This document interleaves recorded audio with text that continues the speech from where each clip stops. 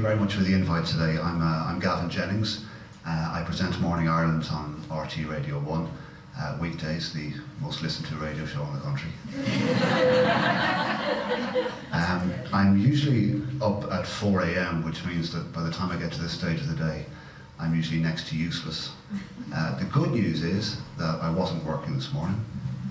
The bad news is that I was awake half the night, listening and watching to the British election with the kind of grim fascination I usually reserve for watching England exit a World Cup on penalties.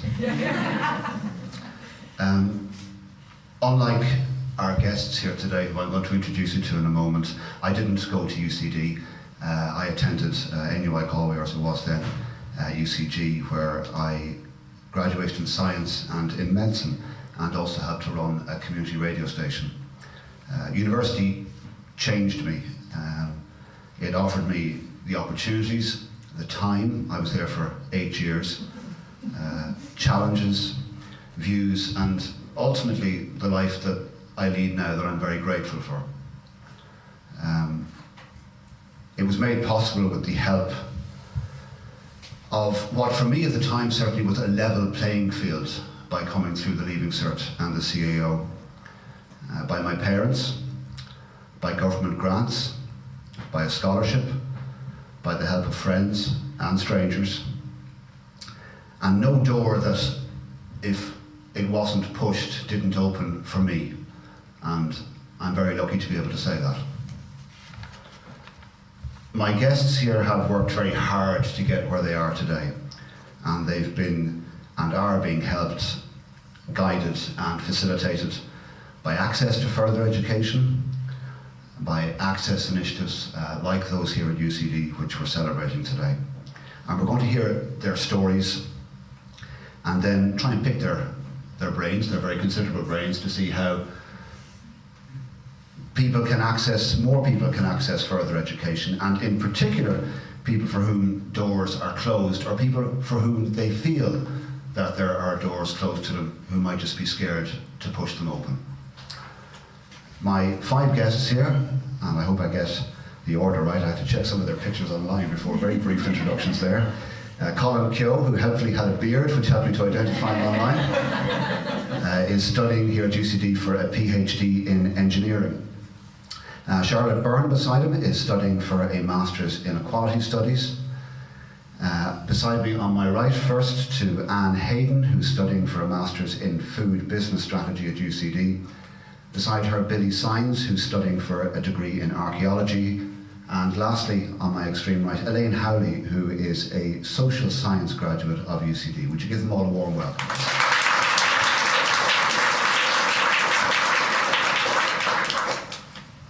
Colin, I'm going to turn to you first of all, in no particular order. Can you just tell me about how you came into UCD? And I'm going to move over the microphone to you if that's okay. Sure. I want to get it right now so I don't deafen everybody. So I came into UCD through the HERE scheme under New Era at the time, I think was what it was called back then.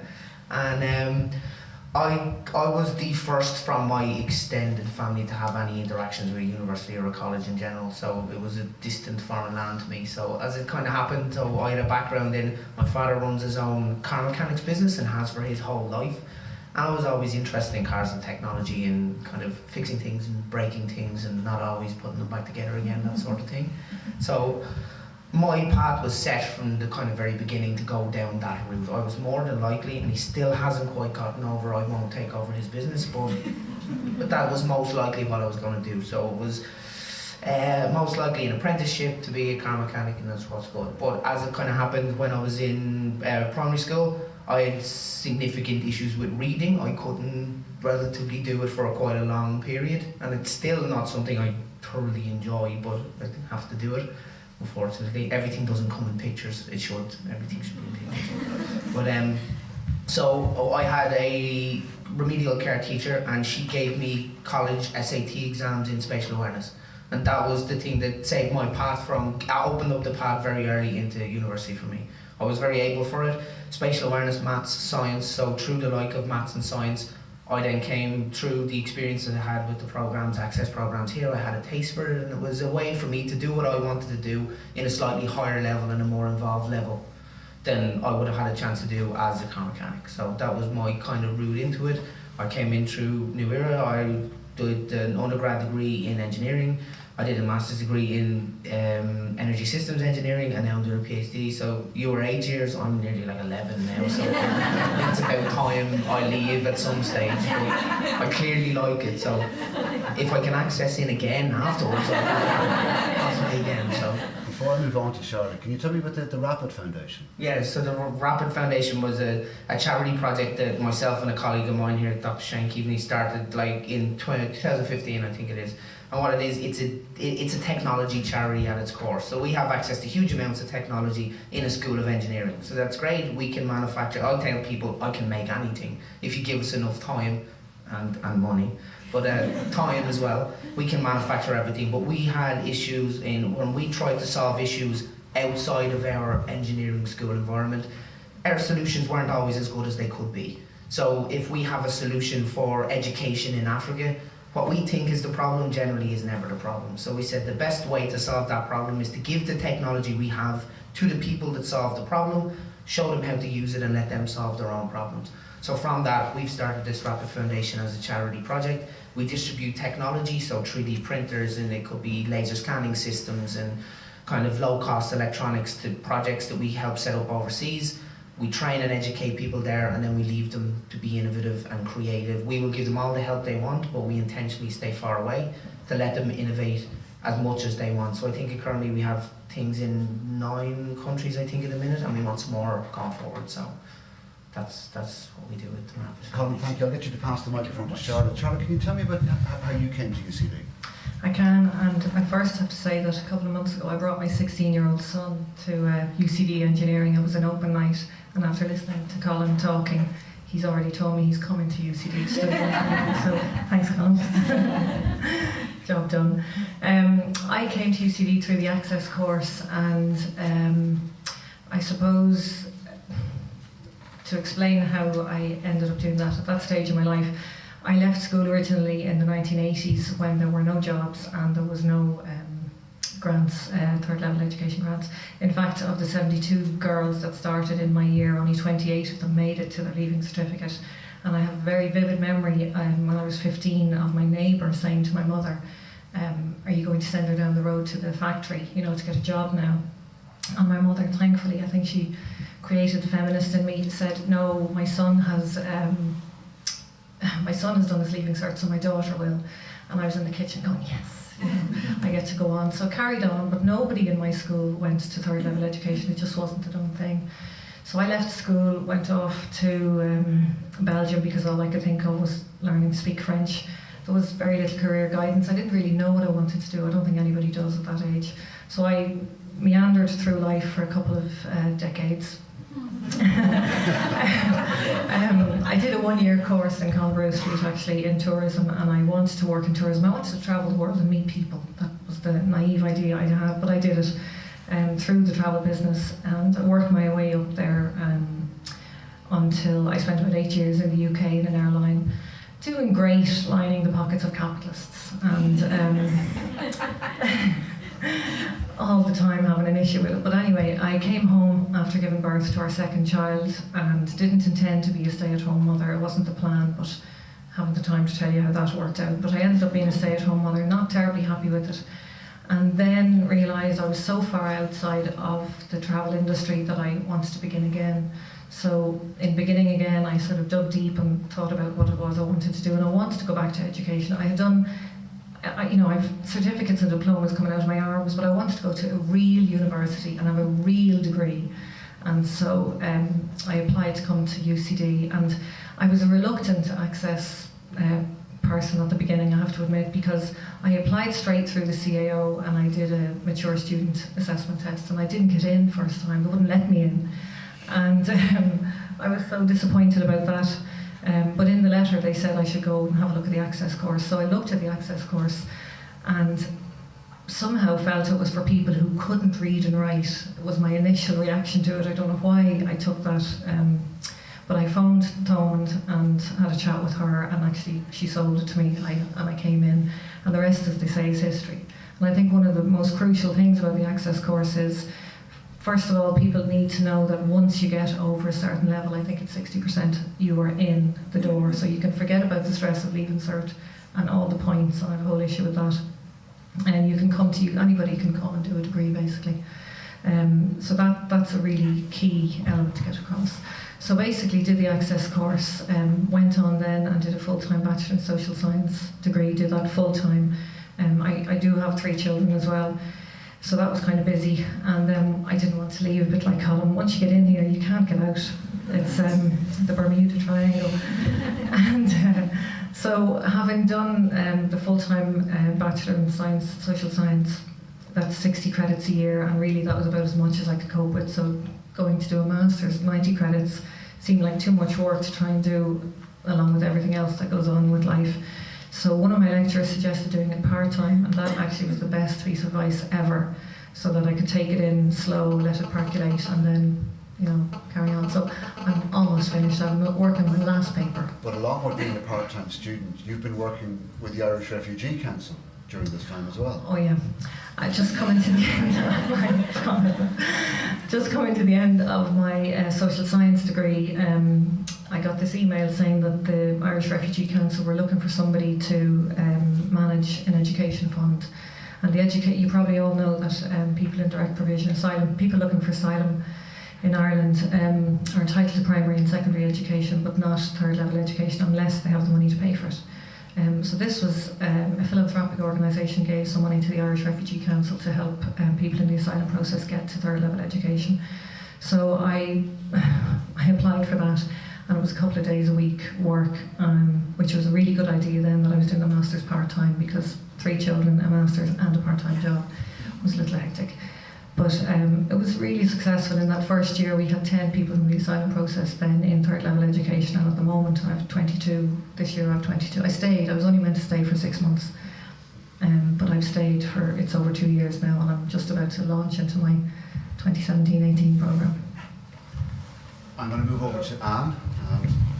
Someone's going to move the microphone over here. Thank you. You're currently studying for a Master's in Food Business Strategy. Can you tell me about how you came to UCD? Yeah, so I came to UCD in September of 2012. I sat my leaving cert and came through the DARE scheme. So I was diagnosed with dyslexia when I was 5 years old, and I came from a very small school, and the supports I received were excellent throughout my schooling. There was 14 pupils in my year when I sat my leaving cert. So I was quite daunted at the prospect of coming to such a large university, but I knew if I wanted to study agriculture, this was the place I needed to go. But those fears were completely unfounded. As soon as I came in, I met Lisa, and with her help and support, I had a level playing field throughout my university time. I've managed to achieve 2 awards during my undergraduate degree, and I graduated last year with a first class honours, and I'm in Michael Smurfit now, studying away. I know that you've helped out other students who are coming into UCD, and I read in one of the Access booklets a few years ago that you said that your decision to tell people about dyslexia was it's a personal decision, but it was important for you to be open about that. Why? Well, I think, it's a personal decision whether you just decide to disclose a disability or not, but it's part of who I am, and it's made me who I am today. And I'd like to be able to say to people, it doesn't hold you back. It doesn't make you any different. It's you, and you can't change that. And you might as well be proud of who you are and stand up and say, I've worked hard to get here today, and this is my work. And whether dyslexia or not, I was still going to try and get to where I am today. And I think if I even help one person by saying I'm dyslexic and to come to college or to give them the inspiration, then that's one more person to that.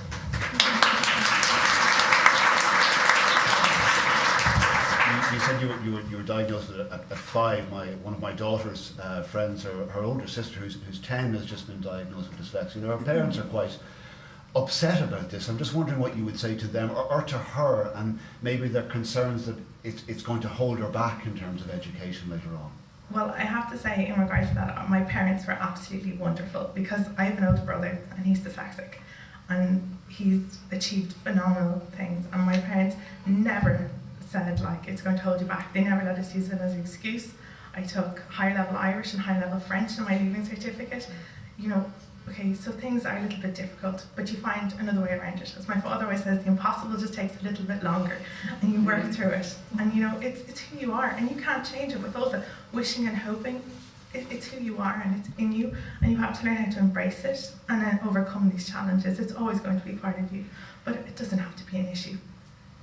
I'll get you to pass the microphone to Billy there. Billy, can you tell us about your entry to UCD, which was an interesting route, I think we'll turn with us. Yeah, I left school at 15 in the UK, London, so didn't take GCSEs, did nothing like that. Came over to Ireland a couple of times, came over on a 2-week holiday and stayed, met a girl and didn't go back, so I moved over at 18 by myself. Over the next couple of years, or the next few years, up until around the time of the financial crisis, worked in kind of low sector jobs and low paid jobs. We had 3 children, had a mortgage. Unfortunately, as we all know, everything collapsed. We lost the house, and me and my wife both lost our jobs. We moved back to Lucan, where my in-laws were, and got some support from those, and I managed to find a job working in Musgraves. I was there for 3 months and suffered a brain seizure out of the blue, completely out of the blue. Wasn't expecting it at all, and unfortunately, as I was on a probation contract, I was again unemployed, private rental accommodation, really bad place. And a friend of mine encouraged me. He said, "Listen, you have a head on your shoulders. You deserve more than what you've had. Go to university. It's easy." I was umming and ahhing about it. I was umming and ahhing and wasn't too sure, and he said just to come for a cup of coffee here. He had done the Access program and he had just finished a master's degree. So I came in for a cup of coffee. He walked up to the old Access Centre, said, "This is Thomond, I'll be back in a moment," and half an hour later I was signed up to the Access program. Yeah, and it was the best thing that ever happened. I took archaeology in the first semester of Access, and the staff that they had, Maureen Doyle, who took the archaeology module in the first semester, was a brilliant introduction. The staff and the study skills really made sure that this is doable. It's not a huge thing that's beyond anybody. It doesn't matter if you don't have any prior qualifications or any kind of disability or anything holding you back. The support is there, and you can get in, you can do it. So that's how I ended up here, and I've got my exam results today for first year and going into second year, taking a single major in archaeology. Congratulations. How have you found the year? Good. I'm in love with it. It's a lot better than moving boxes in a warehouse or doing anything else like that. You know, it's I'd rather spend 12 hours in the library than a 12-hour shift anywhere else ever again. But yeah, it's great, and again, like Melissa said during the video, you know, it's great to be a role model to my children and to kind of show them, you know, education doesn't stop at the Leaving Cert, and you know, you don't want to be that parent that kind of says, "Listen, you kind of have to go to school," but to really actually show them the benefit and the things that you can do here. It's not just the learning, but the people that you meet, and the access that you have to different opportunities, not just academic. Why did you leave at 15? I just had a really bad experience with school. I suppose I was stubborn. I wanted to learn what I wanted to learn. I wanted to read what I wanted to read. I wasn't really in an encouraging school. Everyone in our school, there's a comedian, Mickey Flanagan, who says his school produces white van drivers. Or we was the school that took stuff to the vans. It wasn't a great school to go in, and I spent time, I'd amount to nothing. I'd never do well in secondary school and stuff like that. So I just left, and my granddad had taught me how to use a soldering iron and fix electronics, so I figured, well, IT, nobody knows how to fix computers, and YouTube didn't exist where people could figure it out themselves, so I'd be an IT technician, and that didn't go too well, and hence in Ireland. Elaine, can you tell me about your time in UCD and how you came here? Well, I'm beginning to feel a little bit like a fossil here, because I came to UCD in the late 1980s. And there were no access programs or any other programs. I have had impaired vision all my life, so when I came to college, I went to speak to the people in the social science department and explained to them that I had impaired vision, and could I have permission to please record lectures, and would they mind if I photocopied all their overheads. And I have to say the attitude in UCD was really open. I think it was quite a relatively new experience for them. There for the university, there was a lady in the registrar's office called Gavin, who was assigned to any student who had any difference or any issues. So I was trotted over to meet with Gavin, and I have to say, for all of the students who were there at that time, Gavin was our saviour. We needed anything, it was over to Carmel. How will I do this? What will I do? How will I manage? Whatever. So a group of us got together and set up a college society for students with disabilities. We found a church bench and we sat it outside the porter's office, and we made a sign, Society for Students with Disabilities.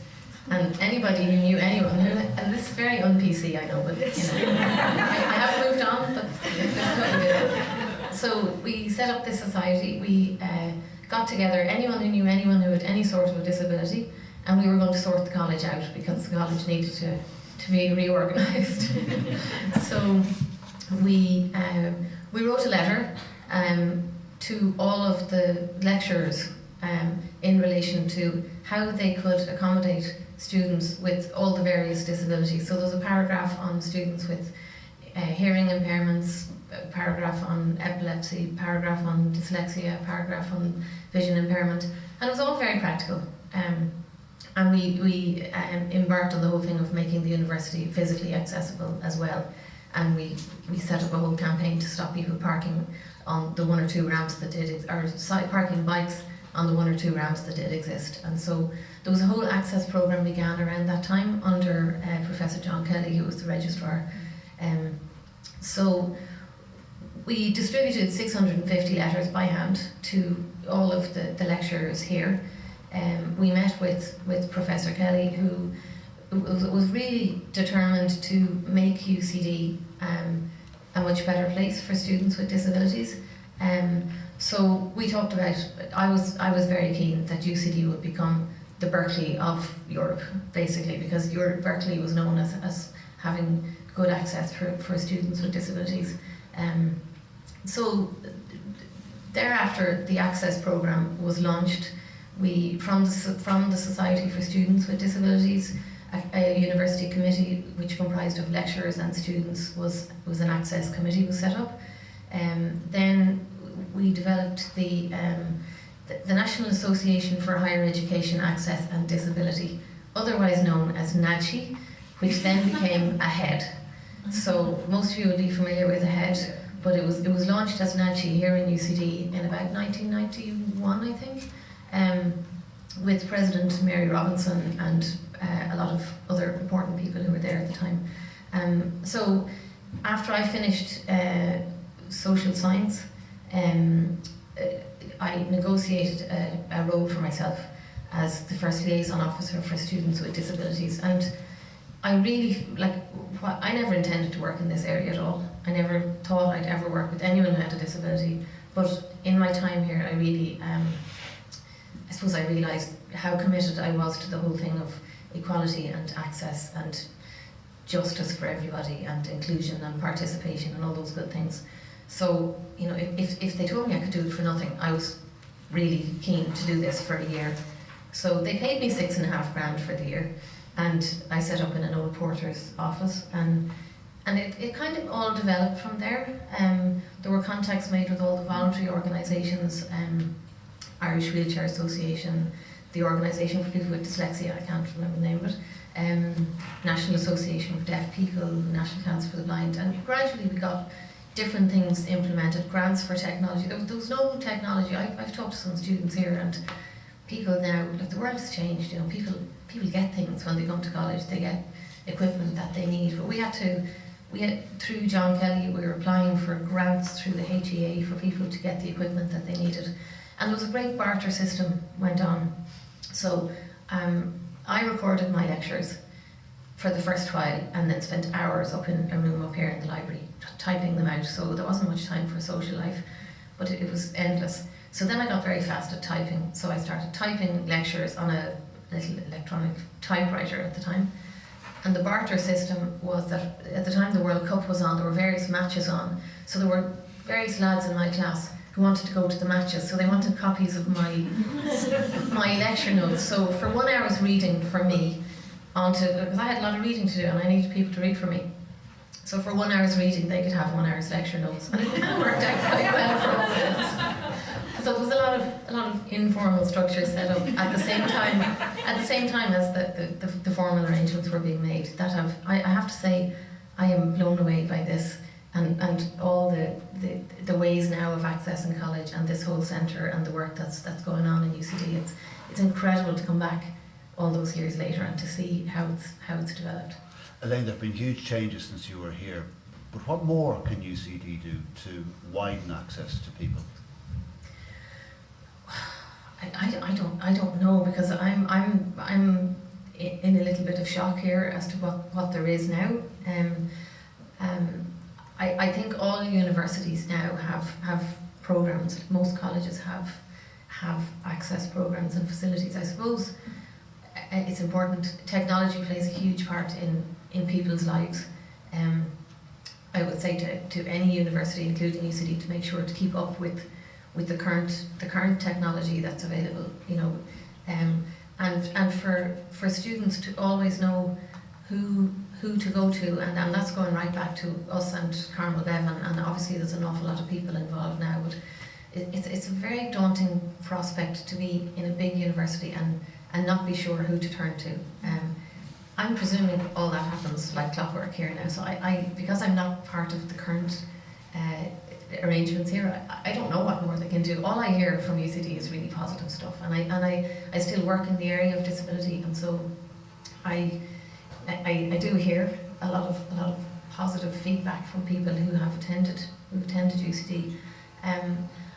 I think I suppose preparation for employment starts much younger than people go to university. So I think if there's any role for a university earlier on in terms of preparing teachers and teacher training and that kind of thing, and even work with parents so that the bar is raised. I think one of the biggest barriers for people with disabilities is low expectation, and that's from people ourselves, from parents, from teachers, and I think anything that can be done that helps people to realise that they have a potential and they can achieve that potential, but a lot of work needs to go into helping people to realise that.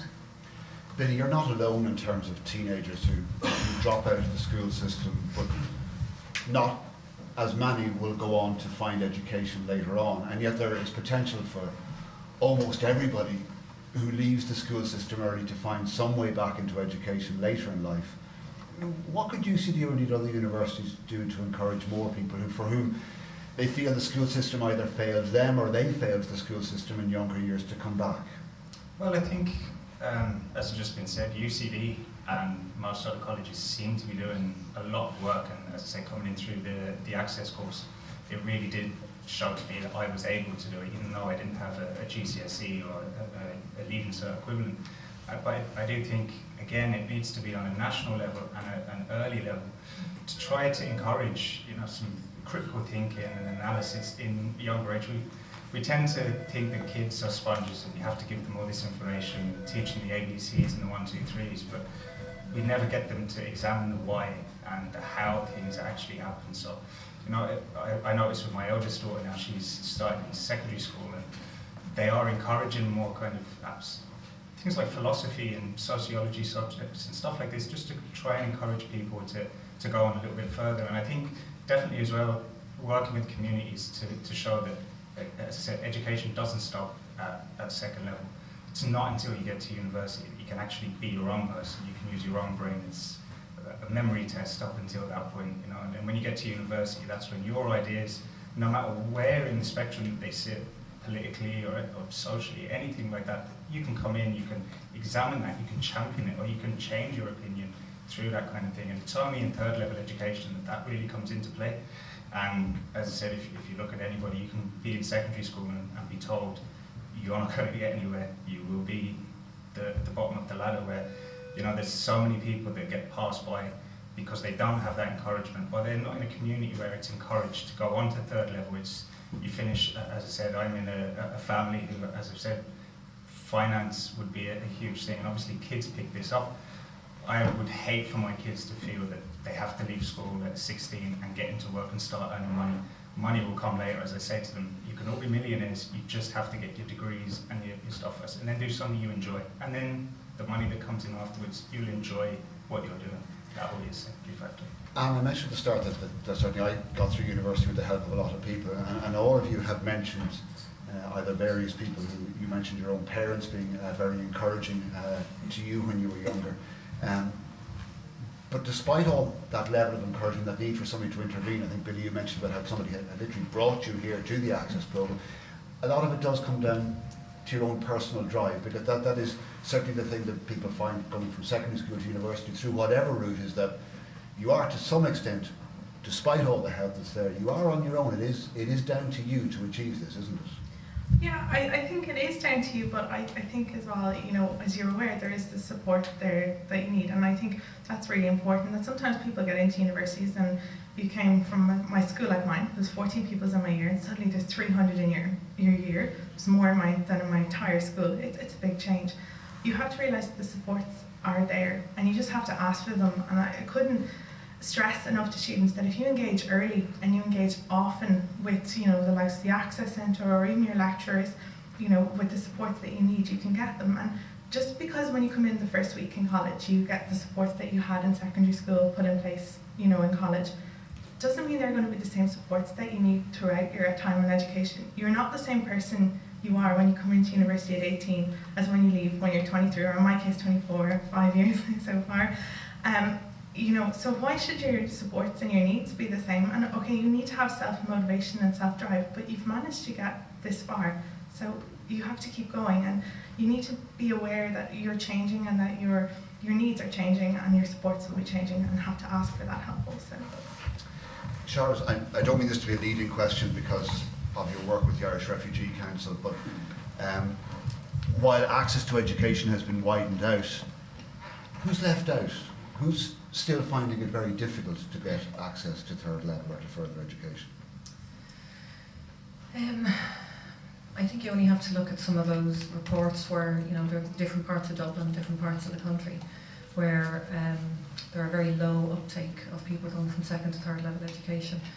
And I think that has to be looked at. If universities are really serious about opening their doors to a diverse range of people, you need to go to those, I think you need to get out into those schools and talk to those, the career guidance teachers, and find out what is stopping people. And it's not always money. Money is a big issue. I think we all probably agree that we need to get rid of the cost, you know, for students. There needs to be free third level education for anybody who wants it. And I am a big advocate of third level education, but I think we also need to realise that not everybody needs to go to third level education. You know, we don't all need to have degrees, and I feel that we're shoving, this is becoming really clear to me now because I have teenage children, we're shoving everybody in the one direction, you know, and it's all about literacy and numeracy, and all the other ways you learn are being left to one side. I don't know how you deal with that, but it's an institutional problem, I think. But in order to get a diverse range of people in here, you need to go and ask the people, whether it's, as I said, in certain parts of Dublin, or whether it might be, if you want to increase the traveller intake, you need to go and talk to people in Paving Point and say, how can we get your community in here? Or in the case of asylum seekers, you need to go to the likes of the Irish Refugee Council or one of the several other NGOs that deal with that, and ask, how can we get asylum seekers in here? And I would suggest that the Access might think about offering 1 or 2 places a year to people in the asylum process, and let them come in and let them, you know, start to build a life for themselves. Invite them in. Colin, is money still the primary barrier for a lot of people who are still being left out? Yeah, a lot of it is down to, well, everything revolves around money in the world, unfortunately, whether you can or can't. There's lots of people that would love to, but just cannot for whatever reason. But like everyone has said now, it's the ability or the recognition that you can actually do it. So an awful lot of the stuff, because I'm an engineer and I'm working in technology so often, lots of people kind of see it as a white castle in the distance that they can't surpass the wall. It's big, it's flashy, it's technology. I don't know. Loads of people saying, I can't do that. I could never be in. So it's a kind of, it's a familiarity with a university structure. So even like a university or even other third level or any sort of formal education, if you've dropped out of the loop, it is massively intimidating to look at or interact with, and the interactions with coming into a university. So like lots of cases, people were brought in. So Billy was brought in here. That's good, but he had the way in. Lots of other people don't get the way in. So, and I think Ireland probably has the potential to be one of the best places in the world for it because we are so community based. So I do a lot of technology engagement with people all the time. So groups of people that have, I don't want to call them, old school manual skills that they have fallen out of favour in the technological world. So like fishermen and net makers that in a lot of instances have huge amounts of practical, real life, common sense problem solving skills. But how are they going to interact with the university unless there's a certain event to do it? So community based events I think are the best way to do that. So UCD is having a festival tomorrow. So I'm going to show all of my work to everybody, be it 6-year-olds, be it 60-year-olds, be it anybody. Everyone will get to come and do it and engage. But what I found is the community aspect is probably, I think, one of the keys to break into it. As soon as one person has a really good interaction with it, the word of that interaction spreads around the local communities, and it doesn't become a distant element.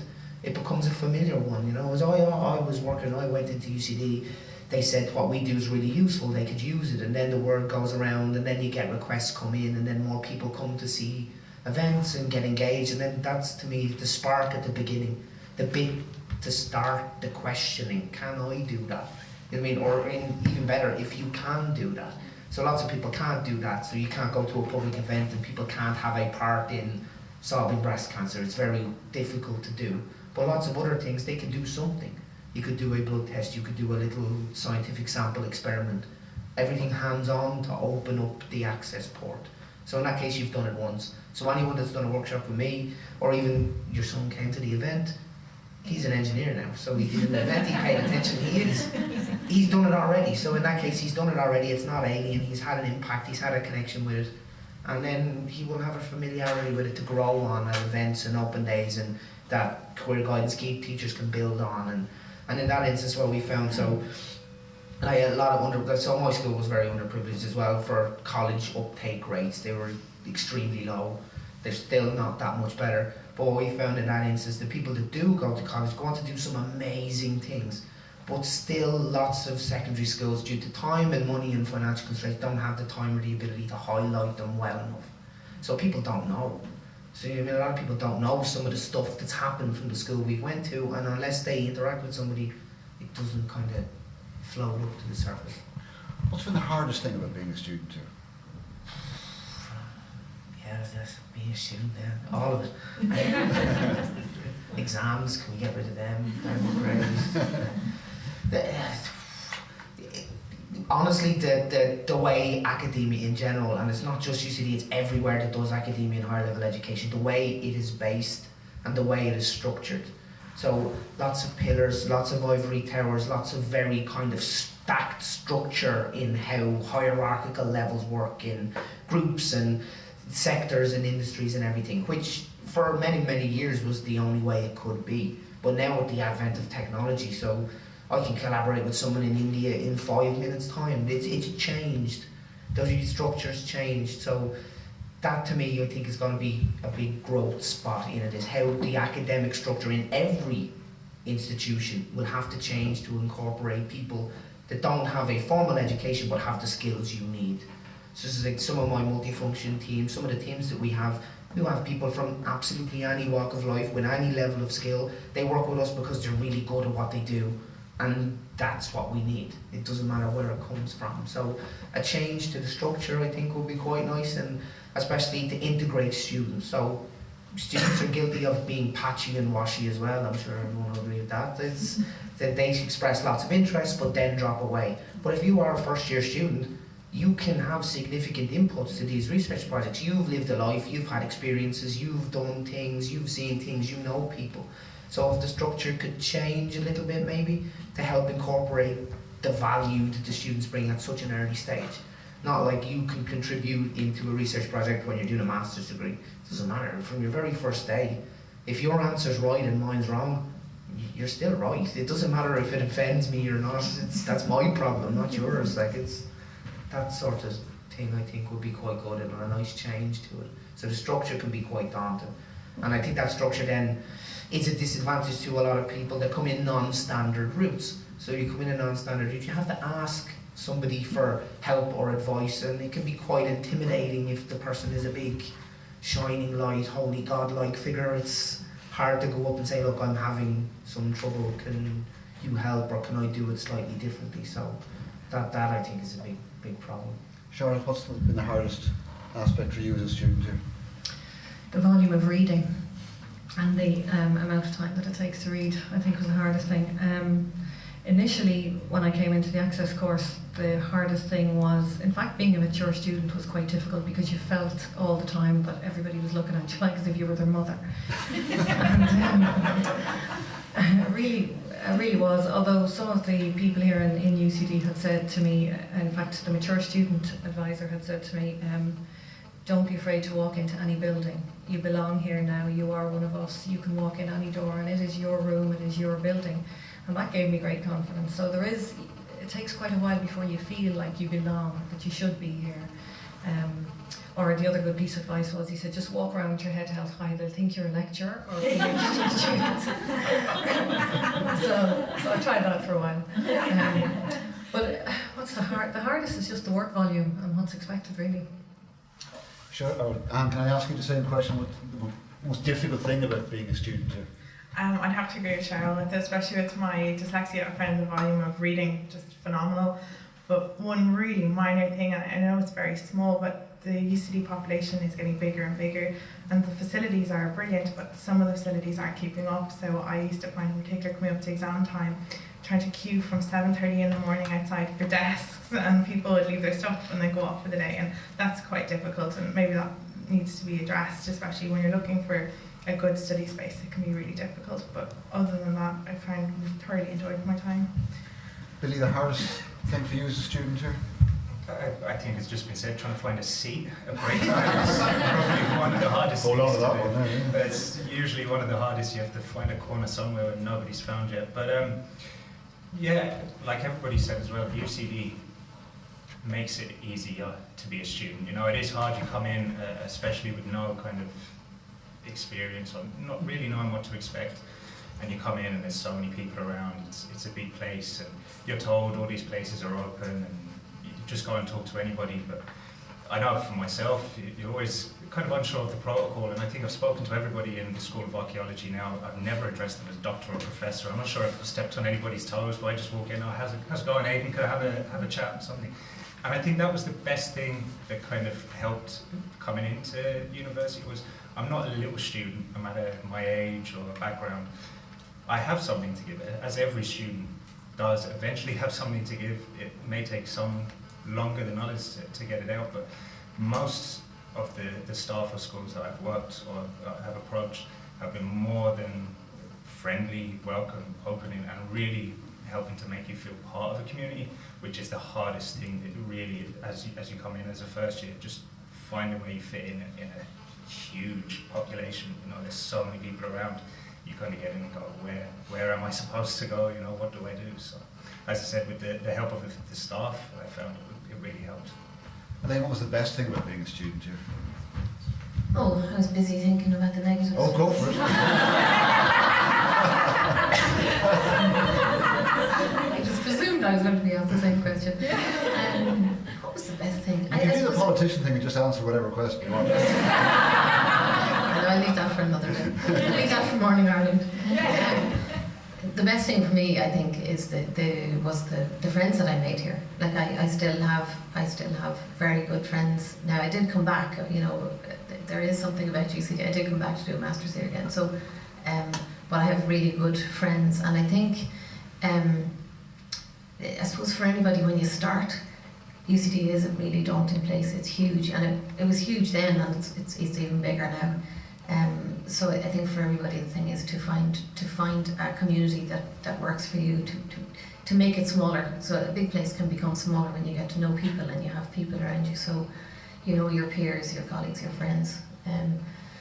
Yeah, so for me, the best thing was the friends that I made, and obviously I suppose it helped me to discover myself and to realise what I was committed to in life, and that shaped the rest of my career since that. Elaine, Billy, Anne, Sharon and Colin, thank you all very much. Thank you.